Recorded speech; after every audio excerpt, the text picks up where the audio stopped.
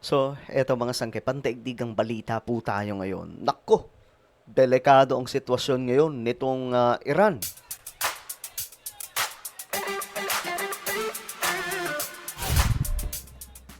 Okay, pag-usapan po natin itong delikadong sitwasyon ngayon ng Iran mga sangkay dahil nako, ayun na nga po may matindi pong hakbang ngayon ng Amerika na masyado pong masakit ito para sa bansang Iran.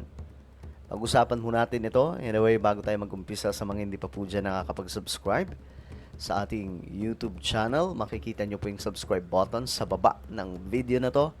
I-click nyo po yung subscribe, i-click ang bell, at i-click nyo po yung all.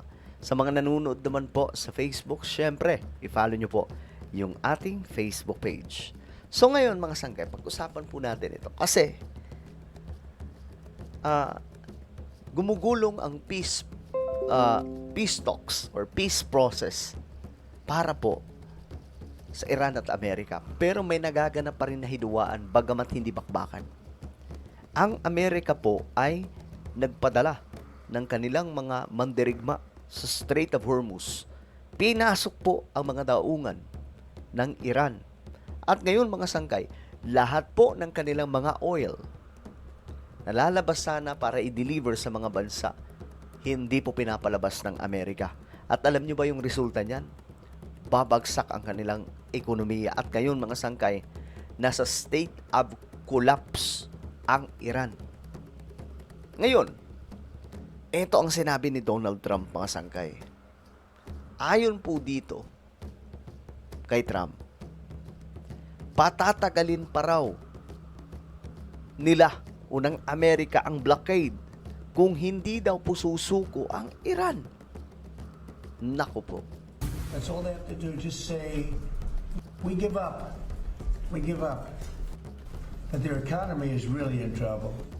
Yung ekonomiya daw po, mga sangkay ng Iran, ay nasa delikado na pong sitwasyon. Tatagal pa ng ilang buwan ang pananatili ng United States naval blockade kung hindi pa rin makikipagkasundo ang Iran sa US. Ayon kay Trump, kailangan lang naman sumunod ng Iran sa kanilang kondisyon, ngunit kung patuloy itong magmamatigas, lalo pang tataas ang presyo ng langis sa merkado.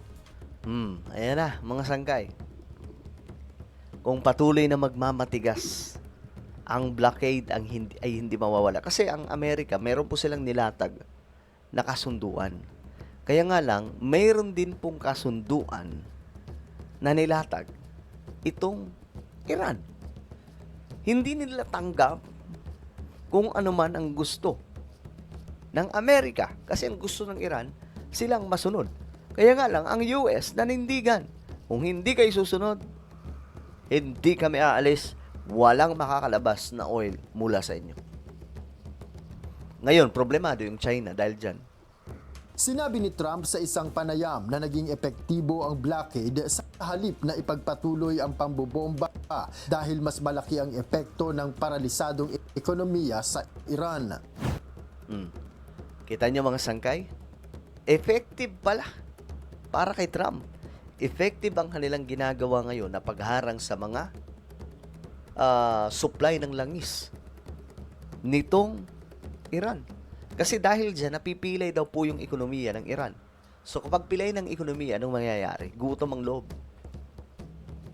So kailangan po nilang sumurrender. Ganun po mangyayari dyan. Sa panig ng Iran, iginigiit nito sa US na alisin muna ang blockade bago sila makipag-usap. Paulit-ulit ang kanilang paninindigan na wala silang intensyong gamitin ang nuclear program sa karahasan. Ang Iran ay mayroong stockpile ng uranium na aabot sa 440 kilograms na napalago na nila sa 60%. Ang nasabing mineral ang pangunahing sangkap sa paggawa ng nuclear weapon. Grabe itong nuclear, no? Kaya yung US ngayon, hinahadlangan po talaga yung Iran kasi alam nila na baka magamit ito ng Iran sa mas delikadong event na kinakatakutan nga po ng iba, yung nuclear war. Kaya ngayon mga sangkay, pinipilit po talaga ng Amerika na pasukuin, padapain ang Iran. Ayon sa ilang Iranian officials, kaya nilang tagalan ang blockade ng US dahil mayroon naman anila silang ibang ruta na magagamit para sa kalakalan. Sa kanyang pahayag, kinontra ni Iranian Parliament Speaker Mohammad Bagher Ghalibaf ang pahayag ni Trump na posibleng mag-overflow ang mga planta ng Iran dahil sa kakulangan ng storage kasunod ng di pag-alis ng mga oil shipments nito. Okay, so ano kayang reply dito ng Iran? Aniya, hindi naman bumaba kundi bagkus tumaas pa ang presyo ng kada bariles ng krudo at nagbabala ito ng mas mataas pa sa hinaharap. Kaya naman si Trump muling nagpasaring sa kanyang Truth Social account na sinasabing kailangan ng magkasundo ng mga opisyal ng Iran o ayusin ang kanilang hanay at pumayag na sa kanilang alok na non-nuclear deal. Bagaman Grabe yung deal, no? Actually, okay siya eh. Non-nuclear deal eh. Ibig sabihin, hindi na matutuloy itong kung anumang programa nila sa nuclear. Kung papayag yung Iran. 'Di ba, mga sangkay? Yun yung gusto lang ng Amerika eh. Kaya nga lang, nagmamatigas po talaga yung Iran. So, yun ang sinasabi ni Trump. Delikado na, nasa collapse stage na po ang Iran ngayon pagdating sa ekonomiya. Kasi nga po, yung kanilang oil, hindi po nila maibenta. Ibig sabihin, wala pong kita, walang revenue ang kanilang bansa. iral ang ceasefire sa dalawang panig na nananatiling mataas ang presyo ng krudo sa global market. Ayon sa oilprice.com, tumaas ng 2.65% ang expected cost ng Brent crude para sa buwan ng Hulyo sa Ayun lang. halagang $113.09 per barrel, habang ang West Texas Intermediate o WTI ay tumaas ng 2.28% sa trading cost na $109.30 per barrel. So, talagang tumataas, no? Tumataas na naman. Sa kasalukuyan, ang trading cost ng Brent crude ay naglalaro sa $121 per barrel na nangangahulugang mahigpit ang supply sa ngayon. Pinakamalaking itinaas ng Brent crude ay 7.6% mula nang sumiklab ang US-Iran war o umabot na sa $119.69 per barrel.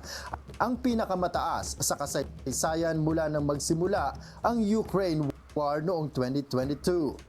Sa ngayon, patuloy ang pagbabawal ng Tehran sa non-Iranian vessels na dumaan sa Strait of Hormuz, habang nagpapatuloy rin ang US blockade sa lahat ng barkong may kaugnayan sa Iran. Kita nyo, mga sangkay.